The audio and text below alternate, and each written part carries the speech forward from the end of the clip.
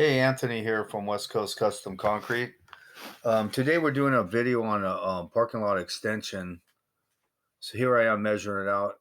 We're getting it all graded and ready. I'm just measuring it so when I order the concrete tomorrow, I know how much concrete to order.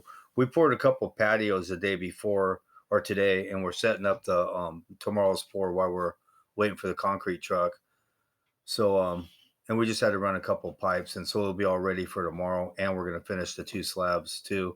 We're just running a sprinkler line in between the gate and the planter, and stub it into the new planter outside of the concrete where I put the DG just past the DG. There's a planter back there, so in case they want to run a sprinkler, we stubbed it in, and we're tying the steel up. We laid. You can see behind Milton, we laid the two patios already.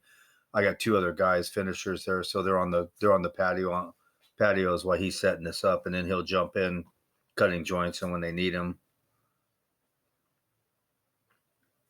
just laying this out, tying it all up. It's all ready for tomorrow, and the other two slabs are already poured, finished, and everything. All the drain runs to that. All the water runs to that patio. Here I am. Here we're gonna pour it this the next day. That's me just stretching before the pour, rolling out my system here. You got to have a concrete pump if you're a concrete guy, because any access, if it's 300 or 400 feet or even 500 feet away, I can pump it no problem. So any job as far as where the access and the slab is or the foundation or anything, because I work in a lot of high end gated communities in Newport Coast and stuff, and those some of those lots are 300 feet to the backyard.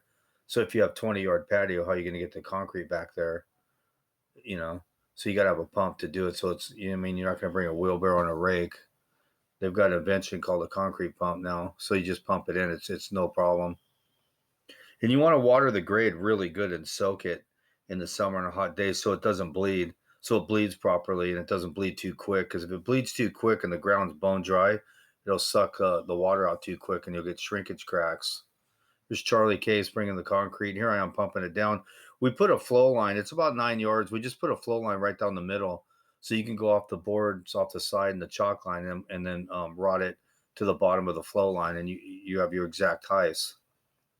So you got to put a flow line in the middle if you know what you're doing. Otherwise, it's not going to flow right. And then you just get the screed around with the float, trowel it perfectly to the chalk line, and then the board right where I'm at, right there, pumping it. And then you go to the bottom of the flow line. You just kick screed it all the way out. You lift the steel up as you go. Just pumping this down here. This is a pretty easy day. I just have Javier and Milton. It's only 9 yards, and we'll smoke this down and be done. This is like 7:30, I think. We ordered the concrete, so we'll be out there by 12:30 the latest. We got a marine layer because it's right by the beach. It'll burn off by about 9:30. See, I could just pump it right to that chalk line. They get a float it to the chalk line, and then just go off the 2x4, the top of it, and the bottom of the flow line, and in your levels. I never have bird bass or water drainage problems or nothing. It's just physics how to do it. It's simple.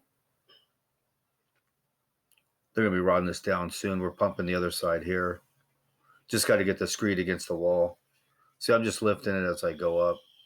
And when you have a pump, I mean, you can make it so clean. You can lay it perfect on the lines. You don't need any rakes and wheelbarrows. And I don't understand people do it that way, but there's other ways to do it. Just because somebody showed you doesn't mean it's right. Pumping this out here, and once you come all the way back, well, you got 5-6 feet left. You can turn and go the other way up the screed you have and the existing concrete too if you want. Just finishing this up here. I'm washing out. Here's Charlie Case, brought the concrete. He pumped for I don't know how long. I'm gonna wash this out. And when you have the pump and you're washing out, you have to pump the concrete all the way to the bottom of the balls and seats, just above them, so no water can get in there, so it doesn't separate on you.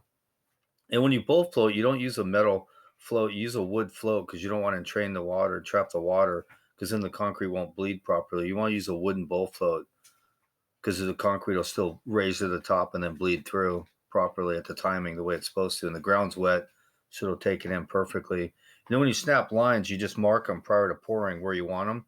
and you run a string line across, snap it, and you have a guide to run your torpedo through. Here's a funny trail, Javier, on this. I mean, he's obviously a master at it. We're just going to funny trail the whole thing because we have access on every which way, and then you can come up and skate it and clean the joints up. I mean, this thing just came out perfect.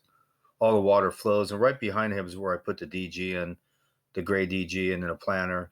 And this is extra parking for the complex. And throwing a broom on it. Throw a little diesel on your broom before you broom it because this is a high PSI, so it's super sticky. So it won't put the right grooves in it unless you have a little diesel, which is a repellent for the broom. I mean, you can't get any better than that. There's the broom finish there. Thank you very much for watching my video.